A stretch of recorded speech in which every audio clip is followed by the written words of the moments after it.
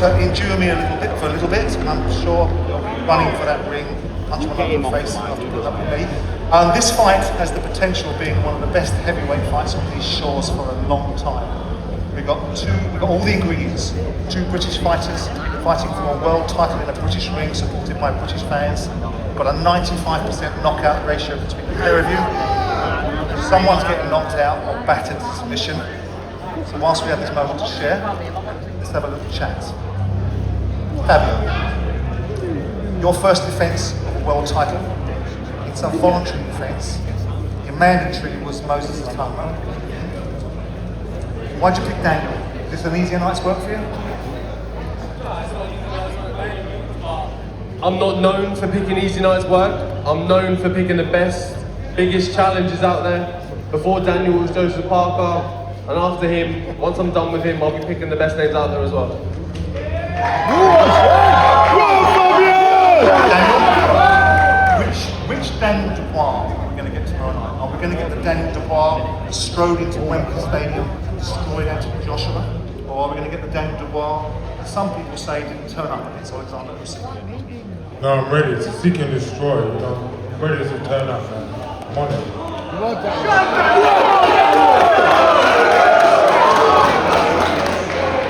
Fabio, when you look at Daniel, what do you see?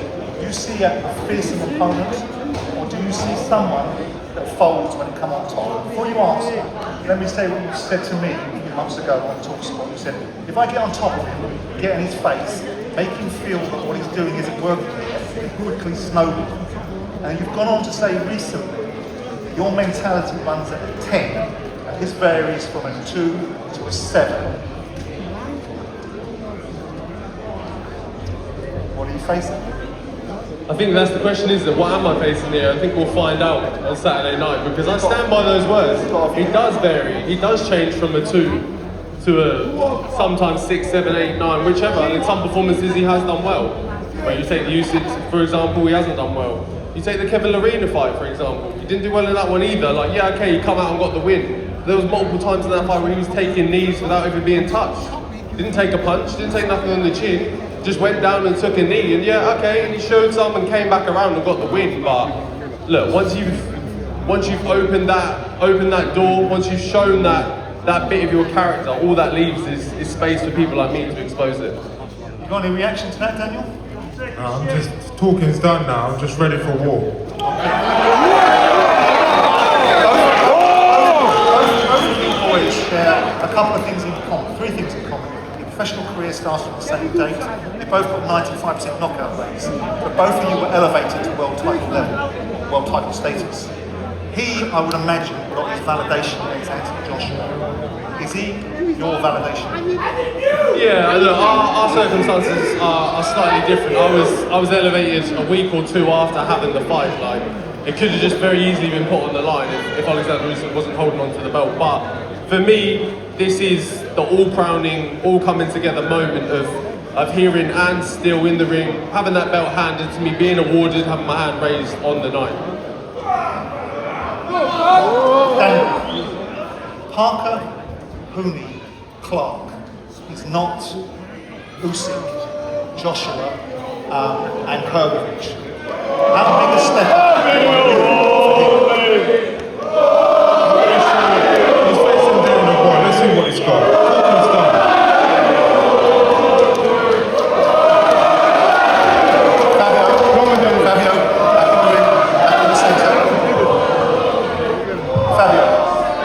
I've just read off the last 3 fights that kind of cement your reputation as it sits today in terms of the opposition going forward. Do any of those fights prepare you for a Daniel Dubois? All of them fights prepare me for a Daniel Dubois in a different reason or another. Like, don't get me wrong, okay, none of them guys maybe punch as hard as Daniel, but they have other attributes that are better than his. Someone like Joseph Parker, for example, has got more experience and I managed to beat him. Justice Hooney is quicker hands, quicker movement, quicker with his feet, and I managed to beat him. There's people who have had different or better skill sets than Daniel in particular areas, and I've managed to get past them. Who specifically?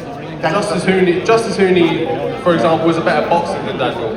He has better hand speed, his combinations are put together, his footwork is better. Joseph Parker, for example, the run he was on prior to me beating him is better than the run that Daniel's been on. Like you can't mark that. Let me ask you, you've shown that you've got a good chin. Now excuse the words, but understand the meaning. If you hang your chin out in the way you did against Hooney and Parker, against Daniel Dubois, you're in trouble. Maybe, but maybe not. He was landing shots to a T on Joe Joyce and they didn't have no effect. He's had plenty of Long time ago, but what, has he come on? Has he suddenly put on 20 kg of mass? Is he suddenly punching 50% harder? Like, there's not a lot in there. There's fights he's gone through. Philip Hergovich, for example, and don't get me wrong, he was pinging him all night and he did cut him up, but he didn't stop him. Joe Miller stopped him with, 5-10 seconds to go on the clock? Don't get me wrong, he is a big puncher. But he hasn't absolutely concussed everyone he's been in the ring with. Daniel, we've established your professional record, despite what he says, has bigger names on it. We know that your amateur record, because he hasn't got one, is stellar. We've got your trainer talking about this as an easy day's work to me a couple of months ago. And we've got rumours that you put him to sleep in sparring. This is a perfect fight for you. This is an easy night's work, isn't it? No, I'm ready for a fight. I've trained hard. I'm ready for a war. Let's go, man. The talking's done now. Let's fight. Absolutely.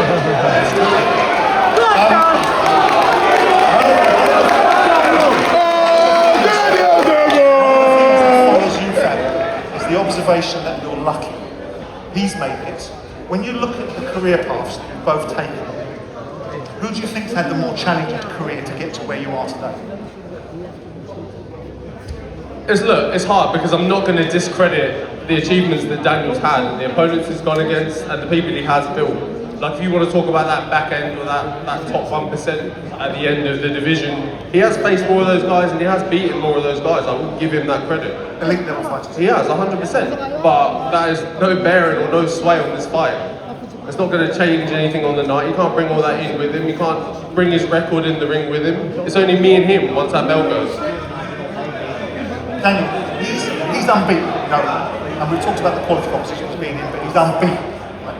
You've been beaten 3 times by a generation of great Alexander Usyk. But if you lose to Fabio, is that you done at this level? I've got to take his O and that's it. Is that you? I've got to take his O and that's it. Fabio, I mean, I know you're feeling pretty good about yourself at this moment in time, but he's stepped in with Usyk twice. He fought him when he was a mandatory, he fought him when he was a champion to unify. You've been custard pied by Usyk.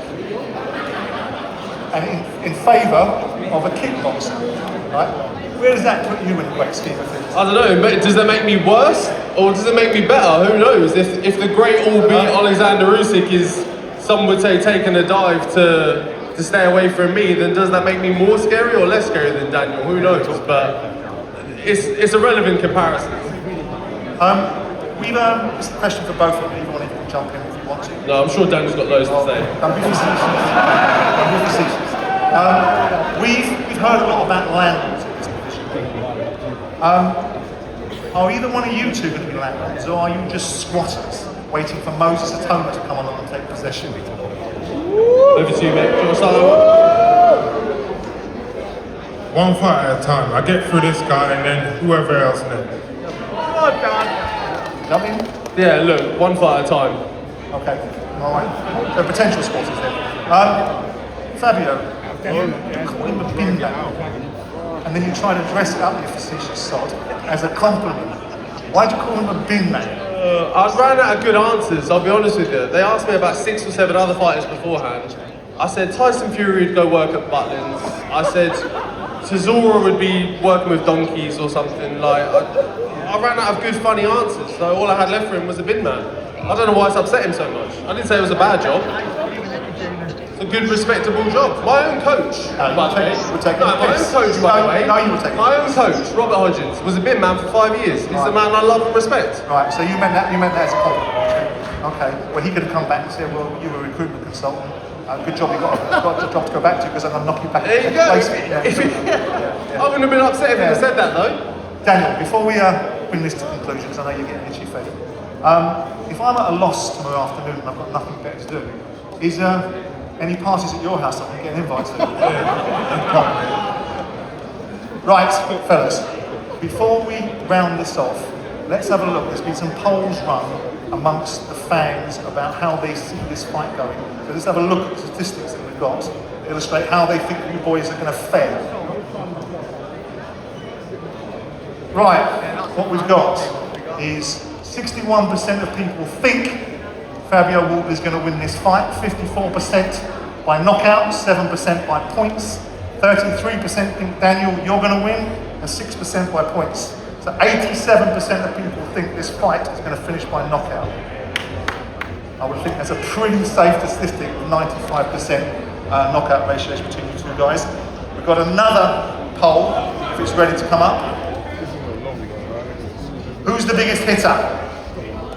Fabio Wardley, 27%, Daniel Dubois, 73%. So Daniel, you're the biggest hitter. Before we conclude this Cauldron, nearly gone fellas, have you got anything, this is the last time you're going to see one another before you step in the ring and get down to business.